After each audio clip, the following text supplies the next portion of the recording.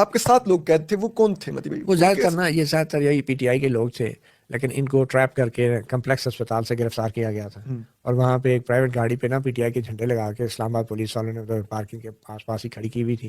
وہ جو بیچارے زخمیوں کے ساتھ آتے تھے یا ڈیڈ باڈیز کے ساتھ آتے تھے یا ڈیڈ باڈی یا زخمیوں کی تلاش میں لواحقین آتے تھے، وہ بیچارے دیکھتے تھے کہ پی ٹی آئی کی گاڑی کھڑی ہے جھنڈے والی، تو وہ اس کے پاس جاتے تھے. جو ہی پاس جاتے تھے تو یہ مارکلا تھانے والے جو ہے نا انہیں پکڑ کے پولیس کی گاڑی میں ڈال کے تھانے لے جاتے تھے.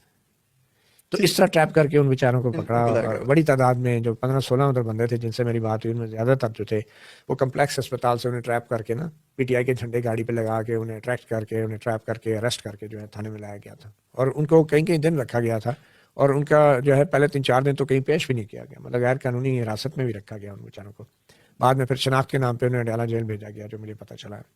تو یہ بھی بڑا ایک میں سمجھتا ہوں ٹریجڈی تھی. اور پھر اس میں ایسے معصوم لوگ بھی تھے کہ جو بچے تھے. ایک بچہ جو ہے صبح پکڑ کے لے آئے، وہ 17 سال کا تھا. ایک بچہ 18 سال کا تھا، لیکن وہ اتنا ڈرا ہوا تھا بیچارہ، مانسرے کا تھا. اور جو ان سے ملنے آتے تو ملنے بھی نہیں دیتے تھے. اچھا وہ وہاں پہ مجھے پتہ چلا کہ ایک کوئی ناظم تھے کہ خیبر پختونخوا کے، ان کو چھوڑ دیا، ان کے کارکنوں کو رکھ لیا. پھر کوئی ایک ایم پی اے بھی تھے جو مجھے پتہ چلا. ایم پی اے صاحب جو ہے پتہ نہیں کیسے چھوٹ گئے، ان کو چھوڑ دیا گیا، کوئی جان چھڑا کے چلے گئے.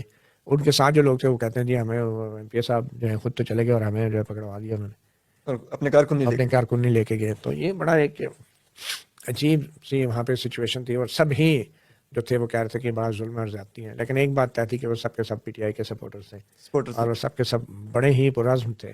ان میں بزرگ لوگ بھی تھے، اور وہ کہہ رہے تھے کہ نہیں ہم تو عمران خان کو نہیں چھوڑیں گے. ایک بچہ جو تھا 18 سال کا، وہ کہتا ہے میں دوبارہ کبھی نہیں آؤں گا یہ اسلام آباد، اور یہ کیسے لوگ ہیں، میں تو اب گھر سے نہیں نکلتا. اور شاید مقصد بھی یہی تھا، لوگوں کو ڈرانا، نوجوان نسل کو ڈرانا، لیکن کتنا کو ڈرائیں گے.